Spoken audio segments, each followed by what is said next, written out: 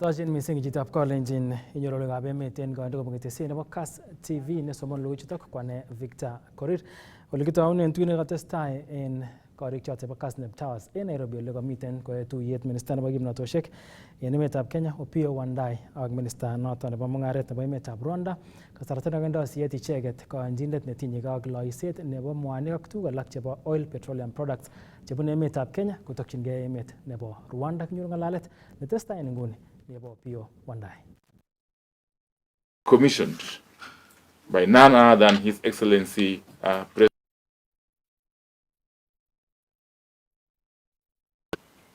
In barely 18 months, its national energy company, and the company has since been issued with an import, export, and wholesale of petroleum products license by the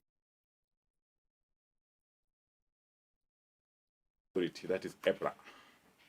So I wish to thank, in a very, very special way, the Joint Technical Committee, comprised of members from the Ministry of Energy and Petroleum in Kenya, including the Kenya Pipeline Company, EPRA, and the Ministry of Trade and Industry in Rwanda. They have indeed been very, very instrumental in building the legal, commercial, and operational architecture for this trade arrangement. I must take cognizance of the fact that the import framework documents that have been signed today by all the relevant arms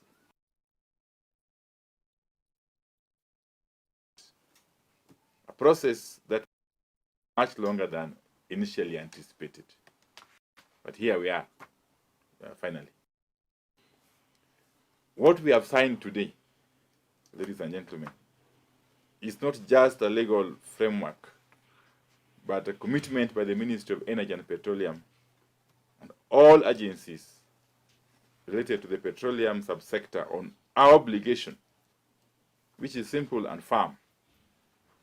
Kenya will provide a transit environment to guarantee security of supply of bulk refined petroleum products to Rwanda for the long haul. The volumes to Rwanda transiting through this corridor are set to grow more than tenfold, from roughly 50,000 cubic meters currently to over 500,000 cubic meters per annum. Looking ahead, we are extremely confident that these frameworks now in force, we will move swiftly into execution. Rwanda's maiden cargo, landing at the port of Mombasa in September 2026, will be the first true hallmark of our success on this front. And I know that my counterpart, the Honorable Minister here, is also committed to this, no doubt. We are looking forward to receiving that particular cargo with equal anticipation and celebration. So as I thank and invite the Honorable Minister, allow me to congratulate you, Honorable Minister, on your promotion from the position of Permanent Secretary to a full Minister. A richly deserved elevation, and through your tireless, indefatigable drive during this very process and many others. Honorable Minister, I thank you for your collaborative trust and for marching us step by step in pace and purpose, and I wish you well in your new role. We are all in this together. So, ladies and gentlemen, allow me and join me again in a warm round of applause as I invite the Honorable Minister of Trade and Industry of the Republic of Rwanda to make his remarks. And as he does so, in the true spirit of Kenya, this is a wonderful day. So can we give them a round of applause?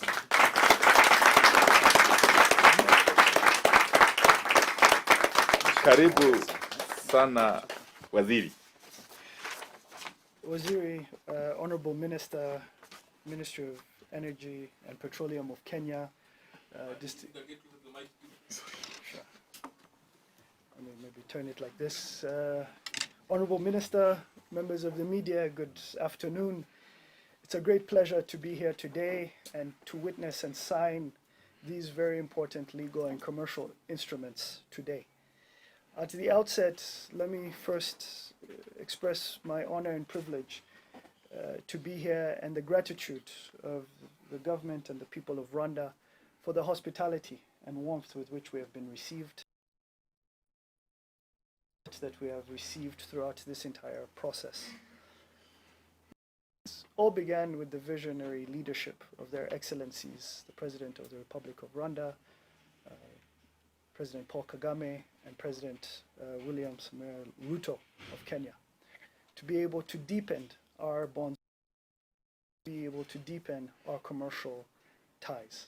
And indeed today, through your leadership, Excellency, Honorable Minister, we have achieved just that. The MOU, the tripartite agreement, and the transport and storage agreement that were signed this afternoon represent the beginning of elevating our trade and cooperation in the months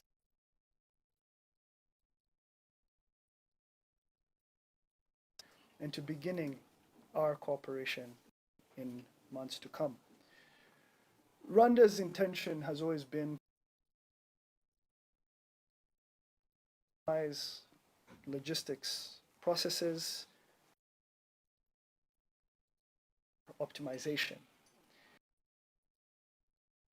And through these legal frameworks, we believe that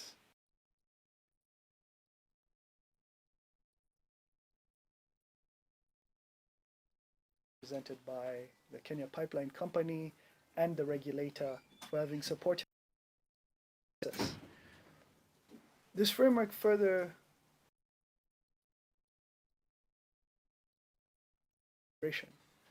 that countries of the East African community can continue to strengthen their areas of collaboration, regional infrastructure frameworks like the pipeline, for which we're very glad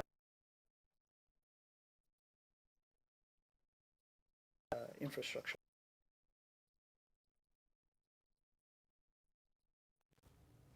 Aga kakonde siyet President William Ruto ngatutiet nebo County Allocation Bill 2026 koik ngatutiet ako notok ngatutiet newendi koteleljin anan koaroru ole kipcheitoi legutab emet ko eng kwenutab serikalit neo ak serikalishek chebo county kainde siyet bill notok in State House Nairobi.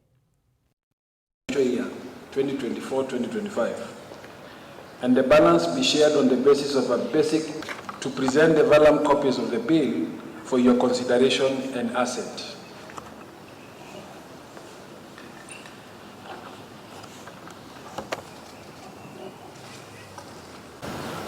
Morning, Your Excellency. Permit me with your kind permission to present for your assent the County Allocation of Revenue Bill, Senate Bills number 10 of 2026.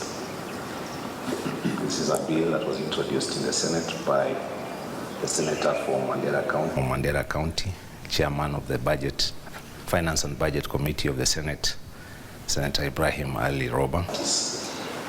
Pursuant to Article 218 of the Constitution, the bill sets out in a schedule. Your Excellency, the bill also sets out budget ceilings for the current expenditure. Your Excellency, sir, I now invite you to hand over the copies of the Act to His Excellency the Deputy President, Prime Cabinet Secretary. Testai logo chetinye ak President William Ruto ketokchinige oret nebo Ngong Road Naivasha Road flyover nemiten Nairobi ne kotestai teksenyin ole testai nguni President William Ruto ng'ololien yoto kasarta nekoindochi igorto nebo lumdaetab boisiet nebo oranotok. Kilometers Kiambu Road Corridor from Udaiga to Kiambu and its bypasses in a US dollar 221 million, Kenya shillings 30 billion investment. This project will unlock faster movement of people and goods while opening Nairobi's northern metropolitan region to greater investment, housing, and commercial development. Together, these projects are systematically removing the transport bottlenecks that have restrained the growth of our capital city for decades. But building more roads alone is no longer enough. 21st century cities must also move intelligently. That is why we are implementing Nairobi's intelligent transport system, one of the most significant investments in smart urban mobility on the continent. The first phase, covering 25 signaled junctions and a modern traffic management center, is valued at US $60 million, approximately 7.9 billion Kenya shillings, and is already under construction. The second phase will expand the system to 60 additional junctions through an investment of 13 billion Kenya shillings. The third phase, valued at 24 billion, will extend intelligent traffic management to another 125 junctions in our city. Upon completion, more than 210 junctions across Nairobi will operate through a coordinated real-time traffic management system that optimizes traffic flows, improves road safety, and significantly reduces travel time around our city. This is how, ladies and gentlemen, modern cities work. Not simply by building more roads, but by making every kilometer of infrastructure work smarter and more efficiently. Our vision extends beyond major highways. Through the Nairobi Urban Regeneration Program, we are undertaking one of the most ambitious urban road improvement programs in our nation's history. Today, 729 kilometers of urban roads are under routine maintenance. We are rehabilitating and upgrading 62 kilometers of road under phase 1 that is almost complete, which is already 85% complete at a cost of 1.9 billion. A further 59 kilometers will be upgraded under phase 2 through an investment of 1.7 billion. Phase 3 will deliver another 45 kilometers of road at an estimate of 2.5 billion. Our objective is straightforward. Every ward in Nairobi should benefit from modern, reliable road infrastructure. Development cannot be reserved for a few neighborhoods, while others are left behind. Every Kenyan deserves safe roads, better access, and equal opportunity.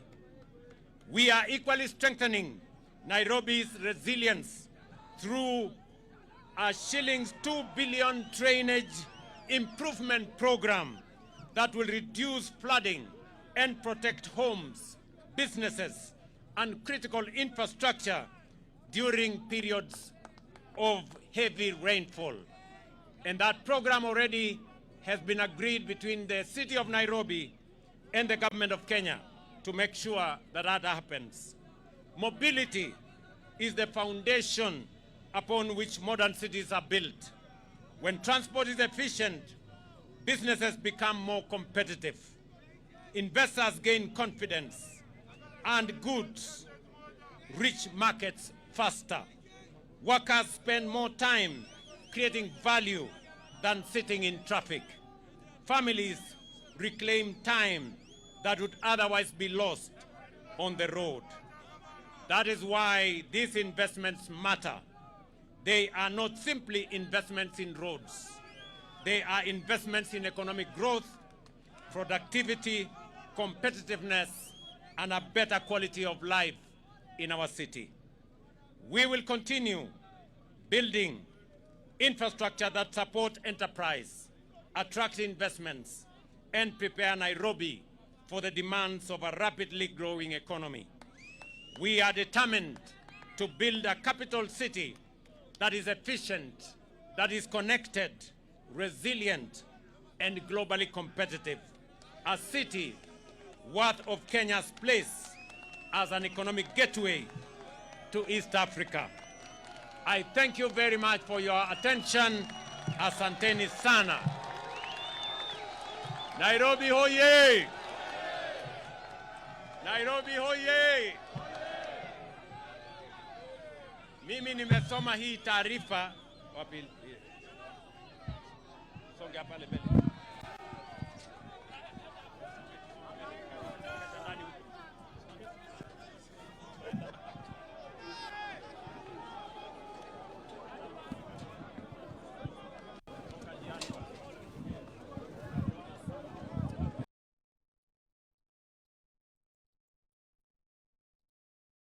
chebo boritab Kalenjin en komosta nebo pwani nebo emoni kolos neranik chebo Gen Z en komosatab bo pwani en kamwa kole koimuch icheket koyai kambaget en oret nebo kalyet ak noton nekoipchi kobit kalyet ak keter ng'emisiet noton nekikeborionji en kambagosiek chekeyai en tai. Kondochin nebo kecheret nebo kenge nebo Kalenjin Community en Mombasa, Benjamin Choge, komwa ichek kole makiborionji ng'emetab kalyet agetugul en kambaget nekoyai neranik en betutab kwang'wan kasi.